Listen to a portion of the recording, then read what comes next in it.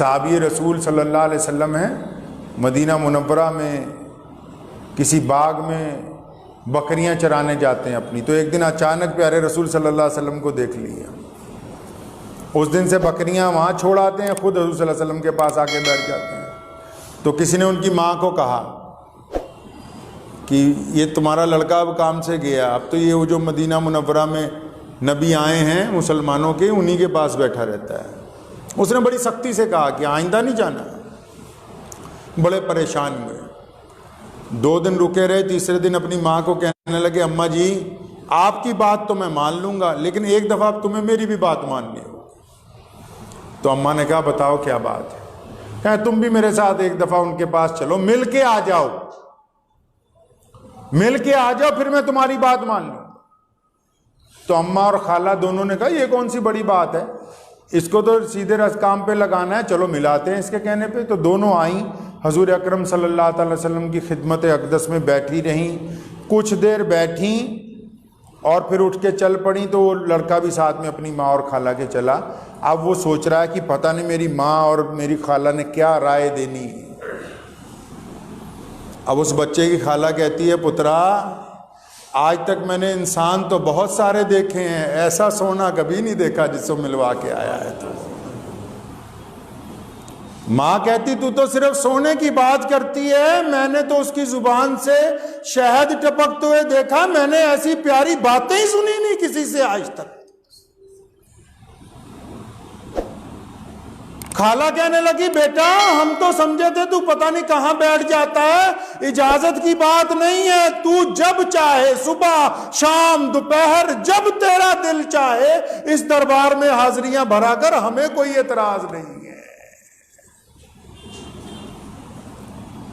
پیارے نبی حضرت محمد رسول اللہ صلی اللہ تعالی علیہ وسلم کی جو ذات گرامی ہے، اس لیے میں تمام دنیا کے مسلمانوں کو کہتا ہوں کہ یہ جو بار بار اسلام دشمن طاقتیں پیارے نبی صلی اللہ علیہ وسلم کی شان میں بے ادبی کرنے کی کوشش کرتی ہیں، یہ اگر اپنے فعل میں لگے ہوئے ہیں تو پوری دنیا کے کروڑوں مسلمان اسی جذبے کے ساتھ حضور اکرم صلی اللہ علیہ وسلم کی شان کے لیے بیدار لگے ہوئے ہیں۔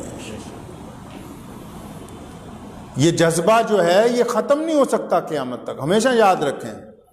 بیت اللہ جو ہے اس کی سند کون ہے؟ پیارے نبی حضرت محمد رسول اللہ صلی اللہ علیہ وسلم۔ قرآن پاک کی سند کون ہے؟ پیارے نبی محمد رسول اللہ صلی اللہ علیہ وسلم۔ اسلام کی سند رسول اللہ صلی اللہ علیہ وسلم۔ انگریزوں نے جب مرزا غلام قادیانی کو نعوذ باللہ جھوٹی نبوت کا اعلان کروایا اور لدھیانہ سے مولانا شاہ محمد لدھیانوی رحمۃ اللہ علیہ نے جب سب سے پہلے اس کے خلاف کفر کا فتویٰ دیا، وجہ کیا تھی؟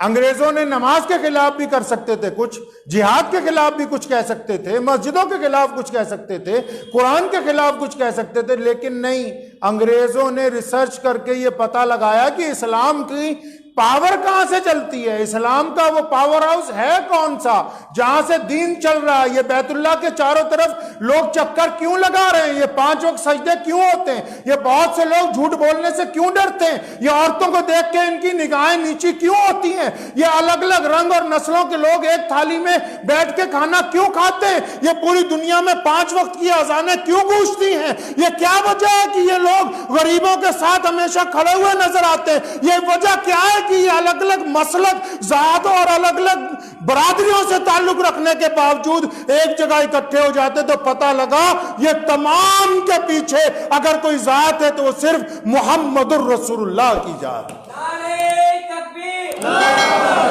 نعرہ تکبیر، ختم نبوت زندہ باد، ختم نبوت زندہ باد۔ اب آپ ایک بات یاد رکھیں، آج 12 ربیع الاول کا دن ہے، آج ہمارے پیارے نبی حضرت محمد رسول اللہ صلی اللہ علیہ وسلم دنیا میں تشریف لائے، آپ کی ولادت ہوئی ہے آج کے دن، اور تمام محدثین کا یہ قول ہے، حتیٰ کہ امام احمد رضا خاں بریلوی رحمۃ اللہ علیہ کا بھی، کہ 12 ربیع الاول کے دن ہی حضور اکرم صلی اللہ علیہ وسلم اپنی زندگی گزارنے کے بعد ہم سے پردہ فرما گئے، ایک ہی دن۔ اب آج کا دن جو ہے اپنی تاریخ کے لحاظ سے دنیا کا سب سے قیمتی دن ہے۔ اب وہ دن منانا کیسے؟ وہ دن منانا ایسے کہ حضور صلی اللہ علیہ وسلم کا غلام وہ ہے جو آج اس بات کا عہد کرے کہ اب میں اپنے آقا کا کوئی ایک حکم آج سے تسلیم کرتا ہوں، اس کو پوری زندگی ادا کروں۔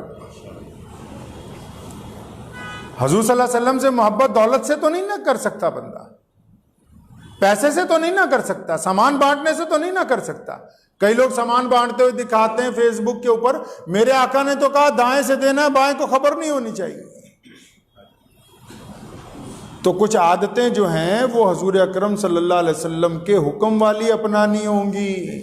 12 ربیع الاول کے دن وہی سچا عاشق ہے جس نے فجر کی نماز ادا کی ہو، قضا نہ کی ہو،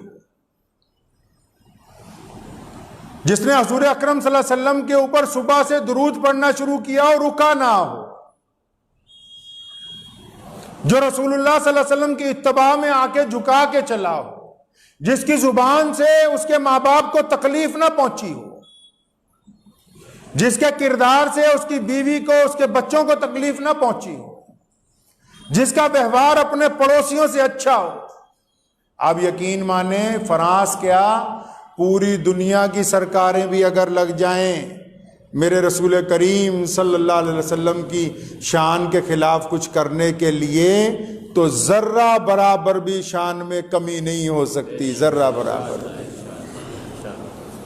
آج دنیا میں ہمارا دعویٰ ہے کہ کروڑوں دلوں میں سب سے زیادہ دل جو دھڑکتے ہیں وہ محمد الرسول اللہ کے نام کے اوپر دھڑکتے ہیں، اور یہ سلسلہ قیامت تک جاری رہے گا انشاءاللہ تعالی۔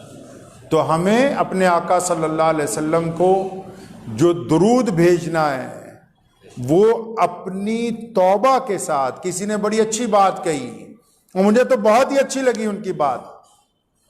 ایک اللہ والے کے پاس کوئی صاحب گئے، کہنے لگے جب میں درود شریف پڑھنا چاہتا ہوں تو کیا پڑھا کروں درود شریف؟ فرمایا درود پڑھنے سے پہلے، نماز پڑھنے سے پہلے کیا کرتے ہو؟ کہنے لگا وضو کرتا ہوں۔ فرمایا درود پڑھنے سے پہلے نا استغفار پڑھا کرو، پہلے اپنی زبان کو پاک کرو، پھر محمد رسول اللہ صلی اللہ علیہ وسلم کا نام لو۔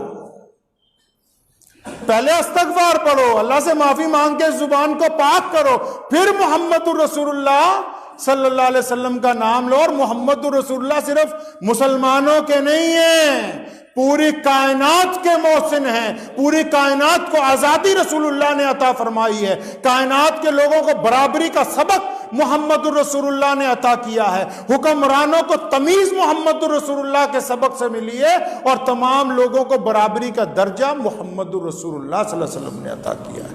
تو تبھی تو کنور مہندر سنگھ بیدی نے ایک دن کہا، ایک مشاعرے میں،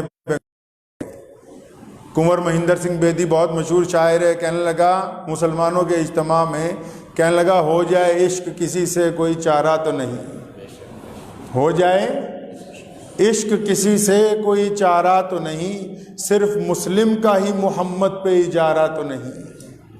تو یہ نہ سوچئے کہ محمد صلی اللہ علیہ وسلم صرف ہمارے ہیں، قرآن نے کہا کہ ہم نے ان کو پورے عالم کے لیے رحمت بنا کے بھیجا۔